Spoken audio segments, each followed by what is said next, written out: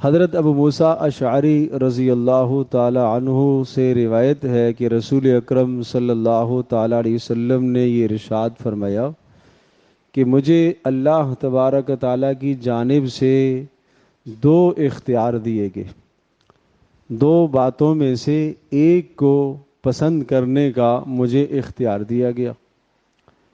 مجھے یوں کہا گیا کہ چاہیں تو آپ آدھی امت کو جنت میں لے جائیں، چاہیں تو آپ اپنی آدھی امت کو جنت میں لے جائیں، اور چاہیں تو ہم آپ کو سفارش کا اختیار دیتے ہیں، اور جس کے لیے آپ چاہیں سفارش کر کے اس کو جنت میں لے جائیں۔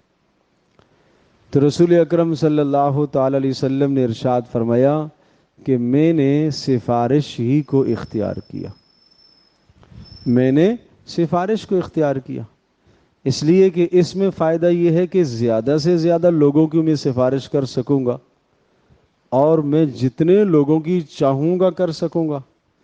اور اگر اس بات کو اختیار کر لیتے کہ ٹھیک ہے بھائی نصف امت آپ جنت میں لے جائیں، اور باقی نصف اگر کوئی عمل ہے تو ٹھیک، نہیں عمل ہے تو اس کے لیے جہنم ہے، تو اس لیے میں نے سفارش والی بات کو اختیار کیا، اور اس اختیار کو میں نے استعمال کیا۔ یہ رسول اکرم صلی اللہ تعالی علیہ وسلم کی خاص خصوصیت ہے کہ اللہ پاک نے یہ اختیار عطا فرمایا۔ اور حدیث پاک میں آتا ہے، ایک دوسری روایت میں ہے، پیارے پیغمبر صلی اللہ تعالی علیہ وسلم نے ارشاد فرمایا، حضرت انس رضی اللہ تعالی عنہ اس کے راوی ہیں روایت کے، کہ قیامت کے دن سارے کے سارے لوگ آدم علیہ السلام کے پاس جمع ہوں گے کہ آپ ہماری سفارش فرمائیں، حساب و کتاب شروع ہو جائے۔ آدم علیہ السلام معذرت فرمائیں گے، میں نہیں کر سکتا، کہیں گے جاؤ نوح علیہ السلام سے درخواست کرو، وہ کریں گے۔ نوح علیہ السلام کے پاس سب جمع ہوں گے، ان سے کہیں گے آپ سفارش کریں کہ حساب و کتاب شروع ہو جائے۔ نوح علیہ السلام فرمائیں گے ان ربی قد غضب غضبا لم یغضب قبلہ ولن یغضب بعدہ ابدا، آج میرے رب کو اتنا غصہ ہے کہ اس سے پہلے کبھی غصہ ایسا نہیں ہوا اور نہ اس کے بعد ہوگا، لہٰذا میں تو نہیں کر سکتا بھائی۔ جاؤ ابراہیم علیہ السلام کے پاس، وہ سفارش کر سکیں گے شاید۔ ابراہیم علیہ السلام کے پاس جمع ہوں گے، ان سے درخواست کریں گے کہ آپ سفارش فرمائیں۔ کس چیز کی سفارش؟ جنت میں داخلے کی بات نہیں ہو رہی ہے، صرف یہ ہو جائے حساب و کتاب شروع ہو جائے، فیصلہ ہو جائے یا جنت ہے یا جہنم۔ میدان محشر 50,000 سال کی طویل مدت کا وہ دن ہوگا، اور سورج سوا نیزے پہ کھڑا ہوگا، اور سورج اپنی حرارت اور تپش اور گرمی پھینک رہا ہوگا، اور زمین بھی یوں سمجھیے کہ تانبے کی بنی ہوئی ہوگی، اور اس طرح سے وہ بھی اپنی تپش اور حرارت پھینکے گی، اور لوگ پسینوں میں ڈوبے ہوئے ہوں گے، کوئی ٹخنوں تک، کوئی ناف تک، کوئی حلق تک، کوئی سارا کا سارا۔ بس یہ مسئلہ مشکل ہے، حساب شروع ہو جائے بس۔ ابراہیم علیہ السلام معذرت فرمائیں گے میں نہیں کر سکتا، جاؤ موسیٰ علیہ السلام کے پاس، ان سے پوچھو۔ موسیٰ علیہ السلام کے پاس آئیں گے اور موسیٰ علیہ السلام سے درخواست کریں گے کہ آپ سفارش فرمائیں۔ حضرت موسیٰ علیہ السلام بھی یہی ارشاد فرمائیں گے ان ربی قد غضب غضبا، میرے اللہ کو آج ایسا غصہ ہے، ایسا غصہ ہے، لم یغضب قبلہ ولن یغضب بعدہ ابدا، آج سے پہلے اتنا غصہ کبھی نہیں ہوا اور نہ آج کے بعد ایسا غصہ آئے گا، میں نہیں کر سکتا۔ جاؤ عیسیٰ علیہ السلام کے پاس، شاید وہ سفارش کر سکے۔ عیسیٰ علیہ السلام کے پاس آئیں گے، یہ جن انبیاء کا نام لیا یہ 5 وہ اولو العزم انبیاء ہیں،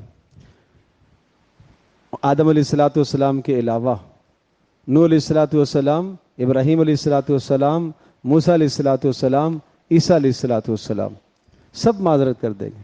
عیسیٰ علیہ السلام بھی کہیں گے میں نہیں کر سکتا، یہ نبی آخر زمان حضرت محمد مصطفیٰ صلی اللہ تعالی علیہ وسلم کا حق ہے، اور یہ اللہ نے انہیں اختیار دیا، یہ وہ کر سکیں گے۔ چنانچہ رسول پاک صلی اللہ علیہ وسلم کی خدمت میں سارے حاضر ہوں گے، اور رسول اکرم صلی اللہ علیہ وسلم سے درخواست کریں گے کہ آپ اللہ سے درخواست کیجئے کہ سفارش کیجئے کہ حساب و کتاب شروع ہو جائے۔ اس سفارش کا نام، اس شفاعت کا نام شفاعت کبریٰ ہے، اور اس کا نام مقام محمود ہے. جو ہم اذان کے بعد جو دعا پڑھتے ہیں اس میں جو مقام محمود کی دعا کرتے ہیں وہ یہی ہے، وہ یہی ہے. پھر رسول اللہ صلی اللہ علیہ وسلم نے ارشاد فرمایا کہ میں سجدے میں گر جاؤں گا، اس وقت اللہ مجھے کلمات سکھائے گا، ابھی میں نہیں جانتا وہ کیا کلمات ہوں گے، اس وقت وہ کلمات میں کہوں گا اور اللہ کی حمد و ثنا کروں گا. پھر اللہ مجھ سے ارشاد فرمائے گا کہ اب سر اٹھاؤ، کیا مانگنا چاہتے ہو؟ تو میں سر اٹھا کر اللہ کے حضور یہ درخواست کروں گا کہ امت کا حساب و کتاب شروع ہو جائے. یہ ہے شفاعت کبریٰ.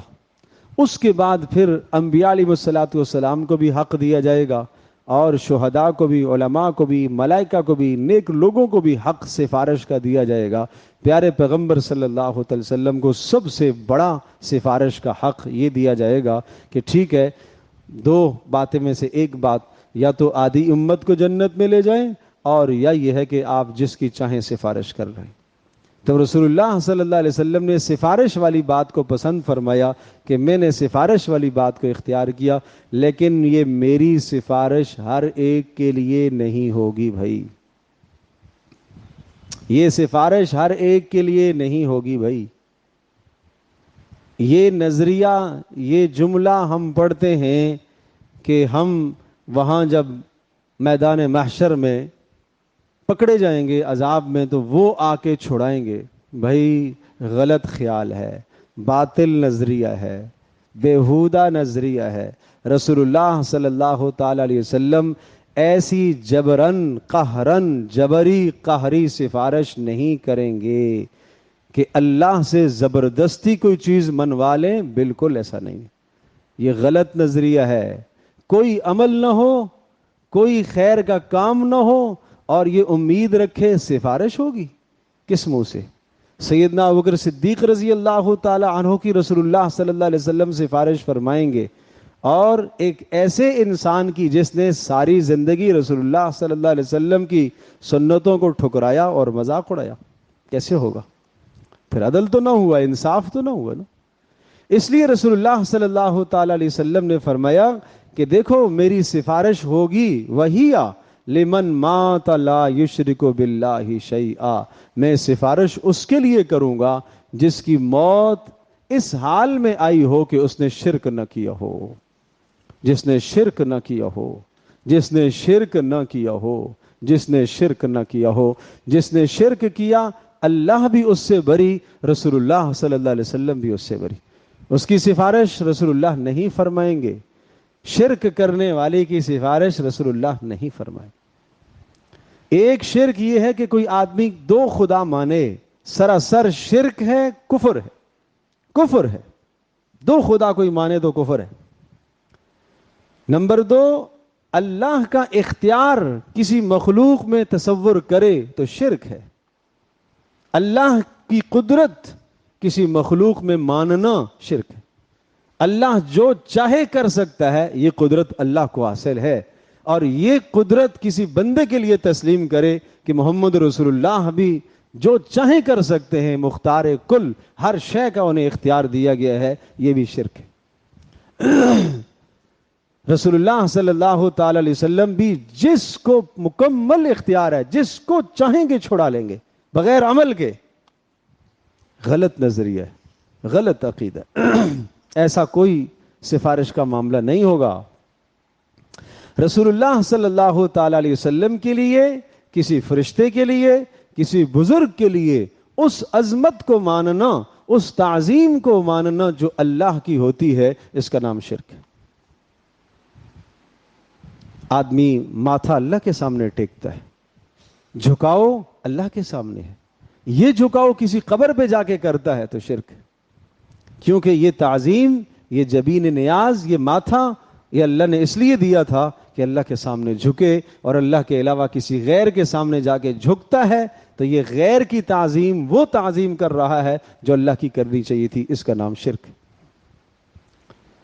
اللہ تبارک و تعالی ہر شے کا علم رکھتا ہے، یہ عقیدہ ہے. گزشتہ کیا ہوا، کل کیا ہوگا، قیامت تک کیا ہوگا، میرے ایک ایک حال سے اللہ آگاہ ہے، میں جو زبان سے بولتا ہوں اس پر تو ہے ہی آگاہ، میرے دل میں جو خیال آتا ہے اس پر بھی اللہ آگاہ ہے، وہ بھی اللہ جانتا ہے۔ اگر یہ نظریہ اللہ کے علاوہ میں کسی اور کے لیے قائم کرتا ہوں کہ فلاں بھی اس بات کو جانتا ہے، چاہے محمد رسول اللہ صلی اللہ علیہ وسلم کے لیے یہ نظریہ رکھوں، تو یہ شرک ہے۔ یہ شرک ہے پھر کہ آپ نے اللہ کا علم اللہ کے بندے میں مان لیا۔ تو اس لیے میرے عزیز دوستوں اور بزرگوں، جو محبت اللہ کو دینی چاہیے وہ محبت اللہ کے سوا کسی اور کو مت دو، شرک کے زمرے میں چلے جاؤ گے۔ جو خوف اللہ سے ہونا چاہیے وہ کسی اور سے مت رکھو، ورنہ شرک کے زمرے میں چلے جاؤ گے۔ جو تعظیم اللہ کی کرنی چاہیے وہ کسی اور کی مت رکھو، ورنہ شرک کے زمرے میں چلے جاؤ گے، شرک تک پہنچ جاؤ گے۔ اور جو شرک تک پہنچ گیا، رسول اللہ صلی اللہ تعالی علیہ وسلم نے فرمایا کہ میں پھر اس کی سفارش نہیں کروں گا۔ ایک صحابی نے کہا آپ نے آپ کی خدمت کی، تو رسول اللہ نے پوچھا کچھ مانگو، میں تیرے لیے کچھ اللہ سے دعا کروں۔ کہ اللہ کے رسول بس میں قیامت میں آخرت میں جنت میں آپ کا پڑوس چاہتا ہوں۔ آپ نے یہ تو نہیں کہا بھائی جا تو نے میری بہت خدمت کر لی ہے، بہت خدمت کر لی ہے، بس تیرے لیے میرا پڑوس لازم ہو گیا۔ پڑوس لازم ہوگا تو جنت تو پکی ہے نا، جنت تو پکی ہے۔ رسول اللہ صلی اللہ علیہ وسلم نے فرمایا اعنی علی کثرت السجود، ٹھیک ہے میں اللہ سے یہ دعا کروں گا، لیکن میری تو مدد کرنا، زیادہ زیادہ سجدے کر کے میری مدد کرنا، عمل ہوگا تو میں سفارش کروں گا۔ آپ نے عمل بتلایا، عمل بتلایا کہ عمل ہوگا تو میں سفارش کروں گا۔ دو چیزیں، دو مختصر اعمال، ایک عمل تو بتاتا ہوں جس سے رسول اللہ صلی اللہ علیہ وسلم کی سفارش لازم ہوتی ہے۔ ایک تو یہ کہ شرک نہ کرو، اور شرک سے بچنے کے لیے رات کو سورۃ الکافرون کی تلاوت سونے سے پہلے کر لیا کرو۔ حدیث پاک میں آتا ہے جو آدمی سوتے وقت سورۃ الکافرون ایک مرتبہ پڑھ لیتا ہے، اللہ اس کو شرک سے بری کر دیتا ہے۔ نہ معلوم دن میں کتنا شرک کر دیا ہوگا، تو اس لیے اس سورہ مبارکہ کی تلاوت آپ کو شرک سے بری کرے گی، اس لیے رات کو سونے سے پہلے ایک مرتبہ سورہ کافرون ضرور پڑھ لیا کرو، کوئی لمبا کام نہیں ہے۔ دوسرا ایک بہت پیارا عمل، بہت اہم عمل عرض کرتا ہوں رسول اللہ صلی اللہ علیہ وسلم کی سفارش کا، وہ عمل یہ ہے کہ پیارے پیغمبر صلی اللہ تعالی علیہ وسلم کی حدیث ہے جب اذان ہو تو خاموشی سے اذان سنو، اذان کے کلمات کا جواب دو، اللہ اکبر پر یہی کہو، حی علی الصلاۃ حی علی الفلاح پر لا حول ولا قوت الا باللہ کہو، اشہد ان محمد رسول اللہ پر اشہد ان محمد رسول اللہ کہنا ہے، صلی اللہ علیہ وسلم نہیں کہنا، غلط ہو۔ اشہد ان محمد رسول اللہ جب مؤذن کہتا ہے تو یہی جملہ بولو، یہی جملہ بولو، اشہد ان محمد رسول، لوگ کہتے ہیں صلی اللہ علیہ وسلم، کس نے بتایا تمہیں؟ تو غلط مسئلہ سمجھو۔ پھر اذان جب مکمل ہو جائے اب حکم ہے اب درود شریف پڑھو، اذان مکمل ہو جائے، اذان کے اختتام پر درود شریف سمجھایا، اب درود شریف پڑھو، اب کہو اللہم صلی علی محمد وعلی آل محمد کما صلیت، نماز والا درود شریف پڑھ لو، کوئی اور مختصر درود شریف پڑھ لو، اللہم صلی علی محمد النبی الامی وعلی آلہ وبارک وسلم، یہ پڑھ لو۔ اس کے بعد فرمایا میرے لیے وسیلے کی دعا کرو، اللہم رب ھذہ الدعوۃ التامہ، یہ جو اذان کے بعد کی دعا ہے یہ دعا۔ فرمایا جس نے یہ کام کر لیا، اذان کے جواب دے دیے، پھر اس کے بعد آخر میں درود میرے اوپر پڑھ لیا، اور پھر میرے لیے وسیلہ کی دعا کر لی، مقام محمود کی دعا کر لی، اس کے لیے میری شفاعت لازم اور واجب ہو گئی۔ تو یہ عمل تو کرو، یہ عمل کرو، لیکن جو طریقہ بتایا گیا ہے سنت طریقہ، اس کے مطابق عمل کرو گے تو اللہ کے ہاں قبول ہے، اللہ کے ہاں وہ عمل قبول ہے۔ سنت کے مطابق عمل کیا کرو۔ تو جب صلی اللہ تعالی علیہ وسلم اذان کے بیچ میں آپ نے نہیں کہنا اشہد ان محمد رسول اللہ، جب محمد مؤذن کہے یا اقامت کے کلمات میں نبی علیہ الصلوۃ والسلام کا نام آئے، کچھ بھی نہ کرے صلی اللہ علیہ وسلم نہیں، بلکہ کیا بولنا ہے؟ اشہد ان محمد رسول، یہ بولنا ہے۔ اذان کے ختم پر پھر درود شریف کا حکم ہے، چونکہ بیچ میں اشہد ان محمد رسول اللہ نبی الاسلام کا نام آیا تھا تو بیچ میں درود شریف نہیں پڑھا اور وہاں نہ پڑھنا ہے، اور اب اختتام پر درود شریف پڑھو، اور اب اللہم رب ھذہ الدعوہ یہ دعا کرو۔ تو اس دعا سے پہلے درود شریف ہے، یہاں درود شریف پڑھنا، جہاں پڑھنے کا حکم ہے وہاں پڑھو۔ بھائی اپنی طرف سے خدا کے واسطے، اللہ کے واسطے دین کے اندر پیوند کاری نہ کیا کرو۔ آخری کلمہ ہے لا الہ الا اللہ، اذان کا اختتام ہے، اذان کا اختتام ہے۔ ایک آدمی کہے جہاں پر لا الہ الا اللہ آتا ہے محمد رسول اللہ بھی آتا ہے، چلو میں یہاں مؤذن کو کہو جناب یہ بھی لگا دو یہاں پر، مانو گے؟ تسلیم کرو گے اس بات کو؟ آپ کہو گے یہ اذان میں تبدیلی کر رہا ہے، اذان میں تحریف کر رہا ہے، لا الہ الا اللہ کے بعد محمد رسول اللہ نہیں ہے۔ کیوں؟ جو چیز نہیں بتائی وہ نہیں ہے، جو بتائی اس کو کرو۔ اسی چیز کا نام بدعت ہے، جو چیز رسول اللہ صلی اللہ علیہ وسلم نے نہیں دی، نہیں کی، اس کو دین کا حصہ سمجھ کر بیچ میں لے آنا، اسی شے کا نام بدعت ہے۔ اس بدعت سے بچو، اور بدعت والے شخص کی، بدعت اختیار کرنے والے کی سفارش بھی نہیں ہو سکے گی، بدعتی کی سفارش بھی نہیں ہوگی، مشرک کی سفارش نہیں ہوگی۔ اس لیے بہرحال سفارش کا ایک عمل میں نے بتا دیا، اور شرک سے براعت کا ایک عمل میں نے بتا دیا۔ رات کو سورۃ الکافرون کی تلاوت کر کے سویا کرو، اور اذان کا جواب دیا کرو، اور آخر میں درود شریف پڑھا کرو، اور پھر اذان کے بعد کی دعا کیا کرو۔ اللہ پاک ہم سب کے لیے سمجھنا عمل کرنا آسان فرمائے۔